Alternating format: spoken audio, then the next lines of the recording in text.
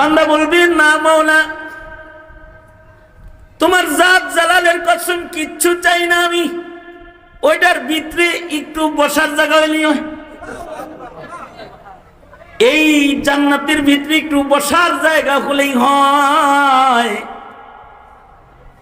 আল্লাহ তাআলা এই কালেমাওয়ালাকে খুশি করে তখন বসার জায়গা চাইছে, তারে যে জান্নাতটা আল্লাহ খুশি হয়ে সর্বশেষ জান্নাত যে মুমিনটাকে মহান আল্লাহ এই উম্মতের সদস্যকে দান করবে, আল্লাহর রাসূল বলেন সেই জান্নাতটা হবে এমন পৃথিবীর 10 পৃথিবীর সমান। তাইলে কালেমাওয়ালা মুমিনের মূল্য তো ফেরেশতার চাইতেও বেশি।